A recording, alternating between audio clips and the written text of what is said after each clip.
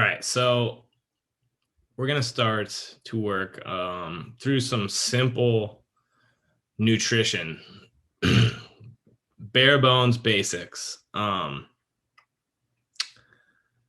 For us to create behavior change, like we can't change everything at once. So focusing on the big movers um, is really the goal. So we're just gonna talk. This is very brief. Oops. About what energy balance is and what it isn't, and then how to go about eating to hit your goals, so that you can enjoy the food that you eat. You can not feel like you have to cut out certain things, because at the end of the day, it does come down to calories in and calories out. There's a lot of variables, and you definitely should focus on eating a large amount of vegetables, protein, in the form of, chicken, turkey, lean cuts of beef, that type of stuff.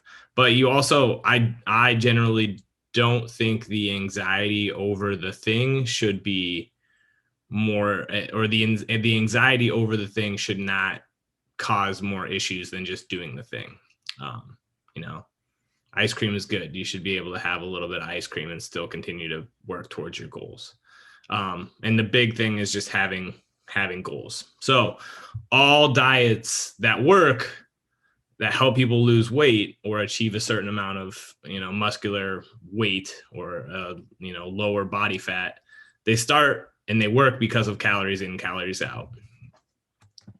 So the definition of calorie balance means that the calories we take in through eating and drinking should equal the calories we use through physical activity and our body's other energy needs. For example, basically all the things that keep us alive. So if I expend, if I take in 2,400 calories a day and I expend 2,200 to 2,600, and I track my weight over time and it doesn't really change, that's my calorie balance. Is about 2,400. There's, all these variables are constantly changing, so you have to track it over time.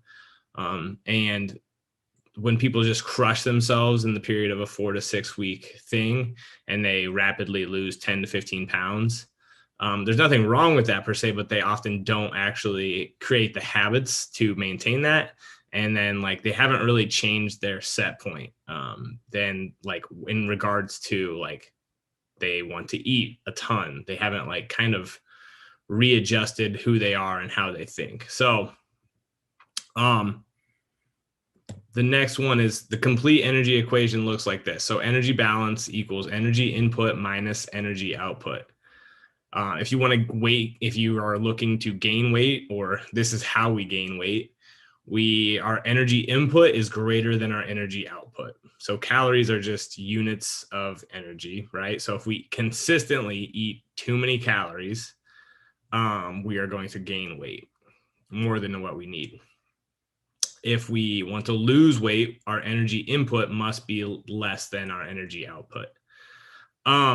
So why does keto work? Well, keto can work because we cut out processed carbohydrates and calorically dense foods, and we substitute them with hopefully some amount of vegetables, meats, and fat, and we just don't consume enough of those calorically dense foods, and we go into a state where we are going to burn more energy than we take in. Why does a Mediterranean diet work? Same principle. All these things, any diet that is successful puts you in a caloric deficit. It's really all there is to it. Now there's tons of variability individually, but the principles remain the same. So you have to start with these principles. You have to track your weight in some capacity. You can literally do it via just putting on a pair of pants that feels tight and track that over time. Like that's still a measure of your weight to some degree. I typically weigh myself twice a week, and I've done that consistently for a year, and I've gotten stronger, and I've deviated 5 to 10 pounds. And I'm okay with that. I don't really have any particular goals for weight loss at this time. And I don't really have any goals for gaining weight at this time, but we take this emotional stance with our weight, and it's just a variable. Like it's something to detach from and make the goal where you want to go. Like I want to lose 20 pounds. Well, then we need that data to know if we're on the right track. We need to know how much you weigh to know if we're on the right track.